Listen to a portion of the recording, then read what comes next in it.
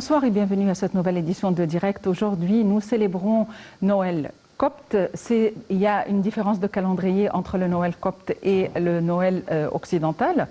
Et aujourd'hui, pour parler des célébrations et pour parler du voyage de la Sainte Famille qui est considéré comme un pèlerinage, nous aurons le plaisir d'avoir avec nous Dr Wael Fouad, qui est professeur à l'Université de Ain Shams et analyste politique. Dr Wael Fouad, bonsoir et bonne fête. Bonsoir, merci infiniment. Bonne fête à tout le monde.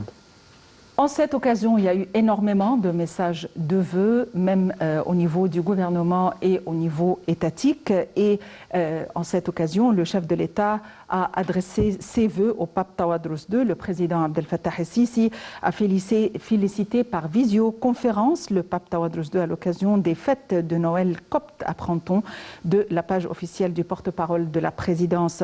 Le président a surtout adressé ses meilleurs vœux au pape émanant de l'intérêt du chef de l'État à participer de façon personnelle à la messe de Noël pour souhaiter tous les meilleurs et sincères vœux aux Coptes et partager leur joie de la fête. Le président a affirmé en cette occasion que l'unité du tissu égyptien était une des choses les plus sacrées chez le peuple au fil du temps, ce qui a poussé les forces de mal à vouloir attaquer le cœur de l'Égypte, qui est l'unité de son peuple. C'est à cet effet que le chef de l'État a mis l'accent sur l'intérêt de l'État à présenter le modèle au peuple en enracinant les concepts de différence et du pluralisme, ainsi que de la diversification dans la forme, la pensée et la culture. Cela se traduit par l'enracinement de la coexistence et par la propagation des valeurs de l'amitié et de l'égalité.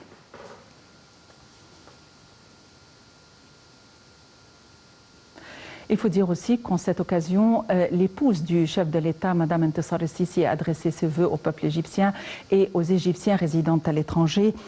Et en cette occasion également, le chef de l'État, le président Abdel Fattah el-Sisi, a déclaré que l'Égypte ou le peuple égyptien restera toujours un modèle unique de coexistence entre les différents cultes et religions.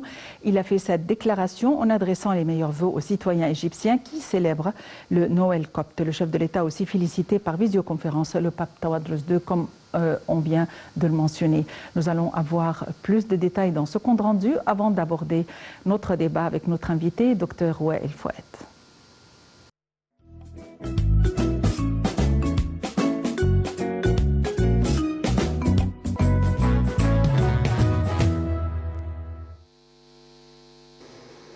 Ces célébrations que le peuple fête avec toutes ces catégories confirment que l'Égypte est la forteresse du patriotisme et que son peuple a été et sera toujours un modèle unique de coexistence entre les différents cultes et religions.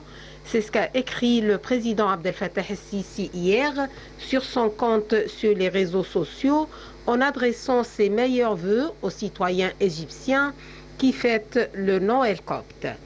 Il a affirmé que le peuple égyptien avait toujours fait preuve d'amitié profonde et d'unité solide entre ces différentes catégories. El-Sisi a aussi félicité via visioconférence le pape Tawadros II, patriarche de l'église de Saint-Marc, à l'occasion de Noël. Le président a souhaité les meilleurs vœux au pape, émanant de l'intérêt du chef de l'État à participer de façon personnelle à la messe de Noël pour souhaiter tous les meilleurs et sincères vœux aux Coptes et partager leur joie de la fête. Le président a affirmé que l'unité du tissu égyptien est une des choses les plus sacrées chez le peuple au fil du temps, ce qui a poussé les forces du mal à vouloir attaquer le cœur de l'Égypte, qui est l'unité de son peuple. C'est à cet effet que le chef de l'État a mis l'accent sur l'intérêt de l'État à présenter le modèle au peuple en enracinant les concepts de différence et du pluralisme, ainsi que de la diversification dans la forme, la pensée et le culte. Cela se traduit par l'enracinement de la coexistence et par la propagation des valeurs de l'amitié et de l'égalité. Le président a ajouté que plusieurs communautés à l'Occident voient la longue histoire et l'important patrimoine de l'Égypte teinté de valeurs de la coexistence, d'acceptation de l'autre et des valeurs nobles de modération et de tolérance dictée par les religions. Il a affirmé à cet égard qu'appartenir à ce pays ne signifie pas que son identité religieuse doit avoir un certain rôle pour distinguer ses droits et ses devoirs. Le pape Tawadros II a pour sa part remercié le président El-Sisi pour ses félicitations et son geste national très apprécié, affirmant que ces démarches ont une grande valeur et donnent d'importants messages via cette coutume annuelle que le président tient personnellement à le remplir, ce qui incarne son intérêt à sauvegarder l'unité des Égyptiens et le principe de citoyenneté.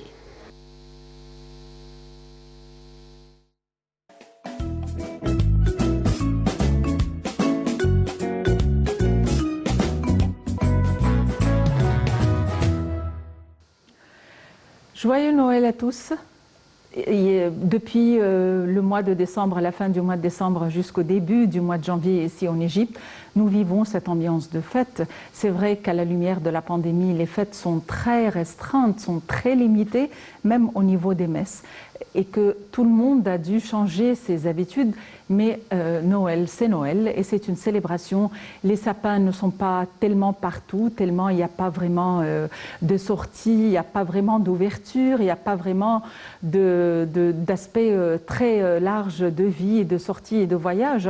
Mais les sapins sont à la maison, les rassemblements, si on peut le dire, sont à une échelle très limitée en sauvegardant la distanciation sociale, en sauvegardant les démarches préventives.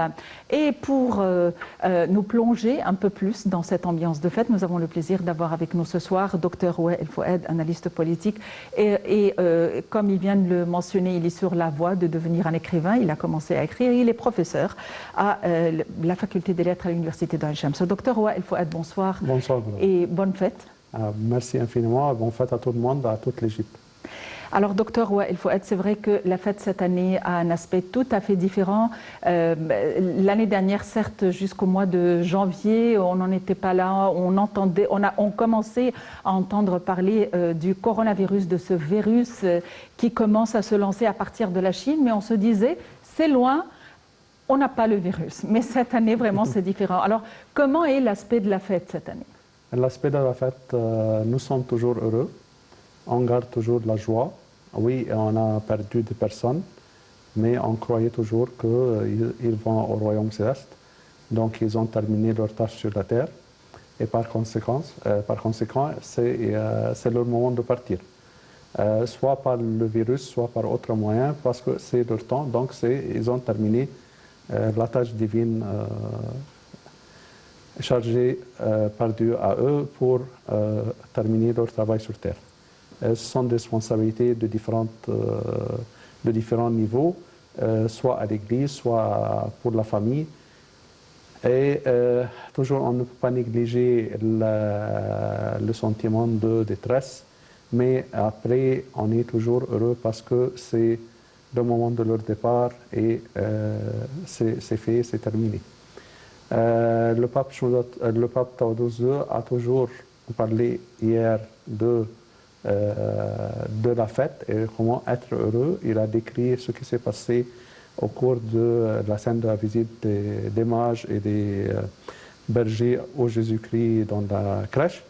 Et il a toujours parlé, il a toujours enseigné de comment être heureux malgré tout ce qui se passe autour de nous. Ce n'est pas un moyen de dire que ce n'est pas une simple manipulation psychologique, mais nous sommes heureux parce que l'arrivée de Jésus-Christ sur terre, au moins dans la nativité et par la naissance, cette nativité a permis le commencement de la foi chrétienne d'une manière concrète, parce qu'après il y aura la crucifixion et puis le fait de mentionner qu'on est sauvé du péché de notre père et de notre mère Adam et Ève. Et donc c'est le commencement d'une nouvelle ère. La terre est joyeuse, le peuple juif en ce temps-là sont heureux et est heureux. Il y a aussi la jeune Marie Marie, c'est la personne choisie par Dieu pour incarner Jésus-Christ et pour la nativité. Donc, elle est aussi heureuse, Joseph aussi, les anges. Donc, c'est une scène de joie et ça continue à être une scène de joie pour tout le monde à travers le temps, à travers les siècles. Finalement, comment est-ce que vous, personnellement, vous avez célébré cette année? Nous savons que la messe était très restreinte, voire même annulée pour le public. Il n'y avait que les prêtres et les curés qui étaient là pour chanter, pour célébrer, pour prier, mais ce n'était pas permis au public. Et dans certaines églises, il y avait un public très restreint, très limité. Alors, pour vous, comment est-ce que vous avez vécu ça? J'ai suivi à travers la télévision ce qui s'est passé, la parole du patriarche, et aussi pour l'église évangélique à Qasr Douara, près de la place Tahrir. Il y a eu une autre cérémonie et j'ai écouté les deux. Toujours, je garde l'esprit d'être heureux parce que je suis sauvé par le Seigneur. Mm-hmm. À votre avis, dans quelle mesure cette pandémie a affecté les gens psychologiquement? À voir que même les habitudes, parce que quand on parle de fête, il ne s'agit pas seulement d'une occasion religieuse, mais il s'agit aussi d'une occasion sociale, de tradition. Et chaque famille a ses traditions, outre les traditions générales. À votre avis, dans quelle mesure ce virus qui commence à avoir une variante, qui n'a pas de date limite sur Terre, apparemment, on aurait à coexister avec ce genre de virus pour trop longtemps. Dans quelle mesure ceci est susceptible d'affecter les habitudes des gens, voire même est-ce qu'on peut parler de changement de préceptes religieux ou d'adaptation de préceptes religieux? Adaptation de préceptes religieux, oui, pour la communion. Le prêtre est là à l'église, il célèbre la messe, il dit toutes les prières, puis il utilise des désinfectants, il met sur ses mains et puis il commence à donner la communion au peuple, d'une manière à ne pas toucher. Et chacun prend la communion. D'autre partie, il y a toujours une distanciation sociale. On a pris les mesures nécessaires pour garder cette distance, mais il faut dire avant le virus et après le virus. Avant le virus, coronavirus, on est habitué à passer toute la nuit à l'église, puis on rentre à la maison et soit chez la grand-mère, du père, de la mère, ça dépend, et on est invité à passer jusqu'au matin peut-être, à parler ensemble et à célébrer la fête et manger des plats d'hiver après un jeûne de à peu près 45 jours. Le lendemain de la fête, on est là, on est ensemble aussi, on reçoit les familles, on reçoit les coups de fil, on envoie des messages pour dire ah voilà, on célèbre ensemble la fête de la Nativité du Seigneur. Après le coronavirus, ce sont des invitations très limitées et chacun est placé à partir, il y a une distance à peu près d'1 mètre au moins. Dans la même maison, aussi chez la grand-mère, si elle est en bonne santé, chez le grand-père, si elle est aussi en bonne santé. Mais on ne passe pas beaucoup de temps, on se rencontre. Si ses grands-parents sont malades, on ne peut pas les visiter, on utilise le WhatsApp, le Skype, quelque chose comme ça pour être en contact et pour célébrer ensemble. On ne néglige pas le coup de fil et toujours on continue à faire écouter des chansons religieuses pour le simple plaisir qu'on fête la fête. Donc, vous savez, moi je m'inquiète énormément pour les enfants. Les enfants qui n'ont pas encore enraciné, si vous voulez, où les traditions n'ont pas été enracinées, les enfants qui n'ont pas encore réussi à avoir vraiment des traditions très solides, qui ne comprennent pas réellement, c'est-à-dire ils comprennent au niveau de la pensée, de la réflexion, mais émotionnellement, peut-être qu'ils ne sont pas encore préparés à comprendre et à digérer tout ce qui se passe autour d'eux. qui n'auront pas le plaisir et la chance d'avoir ces traditions-là. À votre avis, cette génération-là qui a perdu presque 1 an et demi au niveau de la scolarité, à la passer en ligne et en même temps à ne pas vraiment vivre les événements religieux, à votre avis, et en tant que professeur universitaire, dans quelle mesure ceci risque d'affecter la croissance ou la maturité émotionnelle de ces enfants? En fait, on est habitué à apprendre avec nous les enfants dans l'église, dans toutes les fêtes. Il y a aussi ce qu'on appelle les classes religieuses pour les filles et pour les garçons. La mère et le père sont toujours responsables d'enseigner à leurs enfants ces vérités religieuses. Donc, c'est une question de ne pas passer comme on est habitué à passer dans les années précédentes. Cette affectation permet de, ou bien ces conditions dans lesquelles on se trouve actuellement, ont beaucoup touché les enfants, oui. On ne peut pas dire qu'ils n'ont pas eu de formation religieuse complète, mais avec le temps, on essaye de s'adapter à ces circonstances de manière à dire, ah voilà, si on est parfois dans une ville à l'étranger et il n'y a pas de messe près de nous, qu'est-ce qu'on va faire? Donc, c'est une question de formation des parents pour bien former leurs enfants à s'adapter. Cette maturité émotionnelle, ça se prend avec le temps, parce qu'aussi il y a des chrétiens qui ne vont pas à l'église et qui apprennent à un âge très en retard que voilà, on doit aller à l'église, on doit passer près de Dieu, on a mal compris Dieu, on n'a pas... Donc cette croissance, ça prend avec le temps. Ça ne dépend pas de l'âge, mais de la décision de la personne de s'approcher de Dieu et comprendre ce qui se passe. Et puis, on est toujours en relation directe, c'est-à-dire tous les jours, on lit l'Évangile, la Bible, et on cherche tout ce qu'on peut apprendre. Donc, c'est une démarche quotidienne, jour par jour, semaine après semaine, dans la formation de la personnalité du personnage chrétien, ou de la personne chrétienne. Oui, tout à fait. Il y a un autre aspect qui est très important, qui a été pointé du doigt et mis en relief ces temps-ci, c'est le voyage de la Sainte Famille et le fait de considérer sa trajectoire comme un pèlerinage, selon le message lancé par le pape du Vatican. Et effectivement, il y avait un groupe d'Italiens qui sont venus faire les premiers pas de ce pèlerinage, alors que les 25 points ne sont pas encore prêts. Donc, on va parler tout de suite du voyage de la Sainte Famille, qui est un événement important aussi. Nous avançons, ça avance, et c'est une trajectoire qui a été propulsée au devant de la scène, étant donné que nous célébrons cette période de fête. À tout de suite.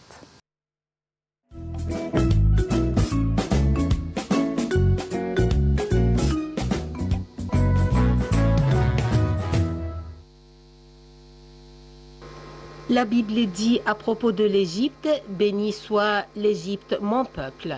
D'ailleurs, en Égypte s'est accomplie la prophétie d'Isaïe qui disait « En ce même temps, il y aura un autel à l'Éternel au milieu du pays d'Égypte, et sur la frontière un monument à l'Éternel.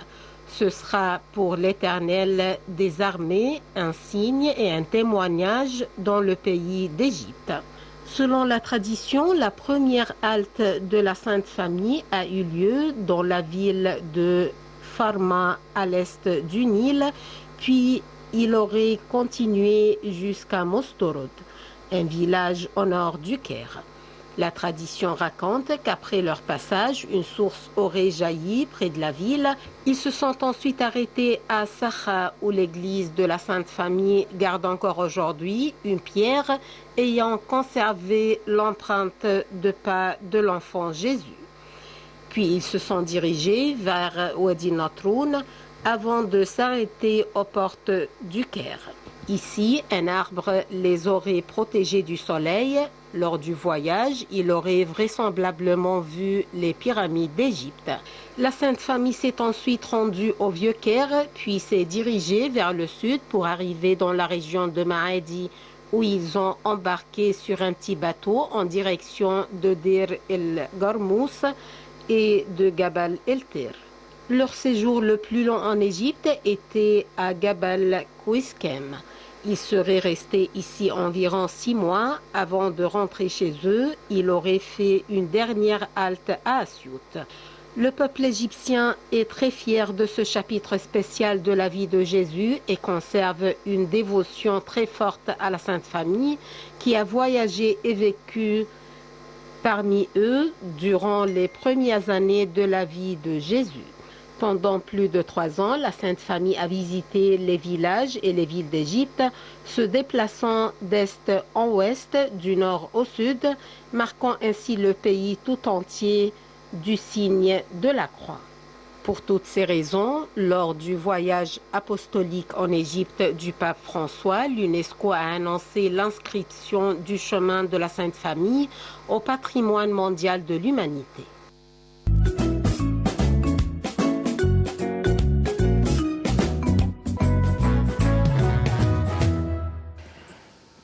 Depuis l'enfance, on a toujours adoré le sapin avec ses décorations, cette ambiance de fête. Et heureusement qu'on peut le garder pour trop longtemps, depuis la mi-novembre peut-être et jusqu'au mois de janvier, parce qu'en Égypte, on célèbre au mois de janvier, donc on a quand même... On peut garder jusqu'à la fin de janvier aussi. Voilà, effectivement, que ce soit parce que c'est le premier mois de l'année, que ce soit parce que c'est beau, que ce soit parce que ça prend beaucoup d'efforts d'ailleurs pour le faire. Effectivement. On n'a pas le courage de le défaire trop rapidement. Exactement. Docteur Wael Safwat, pardon, je ne sais pas pourquoi je vous dis toujours Wael Safwat, c'est bien de me corriger. Docteur Wael Foued, à quoi revient cette décalance de calendrier entre le Noël occidental, célébré le 25, ou la veille du 25, et le Noël copte, célébré la veille du 6, enfin le 7, mais célébré le 6 le soir? Ça peut être aussi pour les coptes le 8 janvier, parce que c'est une question de calendrier. En Europe, il y a un père qui s'appelle Grégoire, et qui a découvert qu'un homme de science lui a dit qu'il y avait longtemps qu'on mesure d'une manière fausse le temps, et l'année solaire c'est 365 jours et 11 secondes. Si on multiplie ces 11 secondes à travers les années passées, on va découvrir qu'il y a une différence de 11 jours. Et donc à partir de ce moment-là, on a suivi le calendrier grégorien, qui est différent du calendrier copte en Égypte et en Orient aussi. C'est pour cette simple raison qu'on a décidé, l'Église occidentale a décidé de continuer à suivre le calendrier grégorien comme correction de ce qui s'est passé de ces 11 secondes à partir d'un nombre d'années comme ça, à partir de 11 secondes 11 secondes fois chaque année, et à partir de 33 ans, ça fait 11 fois 33, ça fera un jour, donc un jour en plus. Donc on est passé à ce décalage de 11 jours, et c'est la simple raison pour laquelle on fête le 25 décembre et le 7. Très bien. Pour les Occidentaux, ils fêtent aujourd'hui l'épiphanie. Nous, on va fêter le 19. D'accord. C'est aussi les 11 jours qui 11 jours, 11 secondes. 11 jours, 11 secondes, oui. Ça ne s'oublie pas. Oui. Pour jeter la lumière sur le voyage de la Sainte Famille, touristiquement parlant, nous avons le plaisir d'avoir en ligne Monsieur Hazem Badawi, qui est guide touristique. Notre cher ami Hazem Badawi, bonsoir et bienvenue avec nous. Bonsoir Madame Maha, merci beaucoup pour l'accueil. Je vous souhaite, vous tous, joyeux 2021, espérons que ça sera mieux que l'année avant. Alors, bonne année et joyeux Noël, Monsieur Hazem Badawi. Alors, Monsieur Hazem Badawi, le voyage de la Sainte Famille est propulsé au devant de la scène ces temps-ci, et nous parlons des 25 points qui relient le Sinaï à Assiout, et les points importants et l'infrastructure qui est en train d'être mise en place justement pour que le pèlerinage soit effectué. Où en sommes-nous quant aux préparatifs de ce pèlerinage ? Très bien. Alors, au propos de ce trajet-là, déjà, l'État travaille depuis longtemps, surtout, je parle du ministère de l'Archéologie et du Tourisme, il travaille pour concrétiser exactement le chemin de la famille sainte depuis Bethléem via Sinaï, via le Caire Mataria jusqu'au sud, en passant par Assiout, jusqu'au fond de la Haute-Égypte. À vrai dire, il y a beaucoup des sites et des endroits qui sont déjà préparés et mis en place pour les visites. C'est vrai que maintenant, comme vous savez, la situation mondiale ne permet pas d'avoir des touristes pour visiter l'Égypte ou ailleurs. Vous comprenez bien sûr ce que je veux dire. Donc, tout le monde, il est maintenant en panne, si vous voulez. Mais l'État égyptien, il veille et il travaille très très fort maintenant pour le parcours de la Sainte Famille. Par exemple, si on parle, vous avez parlé de Sinaï et Assiout, pour rester sur le sujet que vous venez de me poser maintenant. Il y a bien sûr à Sinaï la vallée du Mokattab. C'est comme ça, le mot Mokattab, ça fait prononciation égyptienne, mais ça veut dire l'écriture, là où il y a des descriptions sur les roches de cette vallée, des Nabatéens, des Phéniciens et bien sûr des chrétiens et des Hébreux et tout. Ça, c'est une partie du passage via plein des vallées de la vallée de Sinaï. Aussi, comme vous savez bien que le gouvernement, les derniers 5 ans, a creusé plus que 4 tunnels qui lient entre Sinaï et l'Égypte en dessous du canal de Suez pour continuer ce parcours jusqu'à Assiout, mais via aussi les oasis, parce qu'il ne faut jamais ignorer les oasis et le désert, là où il y a des plein dans le désert. Je veux dire, depuis le Caire, Fayoum, l'oasis de Baharia, Farafra, Dakhla, Kharga, etc., jusqu'à ce qu'on lie avec Aswan ou avec Abu Simbel en plus, ça veut dire jusqu'à la frontière du Soudan actuelle. Tous ces endroits-là que j'ai précisés, il y a plein de traces magnifiques que les chrétiens, et je n'aime pas dire le mot copte, parce que comme vous savez, le mot copte, ça veut dire égyptien. J'ai déjà expliqué avec vous une fois, le mot copte vient de Dieu égyptien, Ika, Peta, Égyptos, Égypte. Donc, je dis la famille sainte pour les chrétiens, ont passé et laissé leurs traces. D'abord, Bethléem, ensuite Sinaï, ensuite le Mataria ici à Héliopolis, là on l'appelle Masrel Gidida en égyptien, Héliopolis. Ensuite ils ont continué jusqu'au sud en passant bien sûr par l'église suspendue qui se trouve dans le entre guillemets le quartier copte. Tout ça sont des traces, même la crypte que Jésus-Christ avec la Vierge Marie, ils se sont cachés, ils se trouvent dans l'église de Saint-Serge, dans le vieux Caire, qu'on appelle Masr el-Qadim, ou Masr el-Adim, c'est-à-dire vieux Caire, ça on le prononce en égyptien. Donc tous ces endroits-là, ils sont mis en place. Ils sont très bien nettoyés. Je vais vous dire que la crypte, laquelle que je parle maintenant dans cette église-là, de l'église Saint-Serge, depuis 2 ans seulement, ils ont enlevé tout l'eau, le fait qui permet les touristes de descendre et le voir et sentir l'odeur de l'histoire. Ça, c'est en bref. Je peux vous répondre à d'autres questions si vous voulez, ou si ma réponse était suffisante, je suis à vous. À votre avis, quand est-ce qu'on pourrait s'attendre à ce que tout soit vraiment préparé? Quand est-ce qu'on pourrait dire qu'on est vraiment sur la carte mondiale en tant que lieu de pèlerin pour les chrétiens en général? Très bien, non.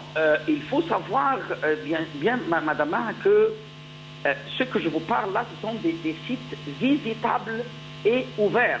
Mais le fait de faire le parcours de A à Z, ça c'est un peu compliqué maintenant. Pourquoi? Par exemple, la partie du désert, surtout dans le sud, entre le Caire et le sud, ou Assiout, ça il y a un endroit qui est pour l'instant en préparation pour qu'il soit présentable, pour que les véhicules roulent bien.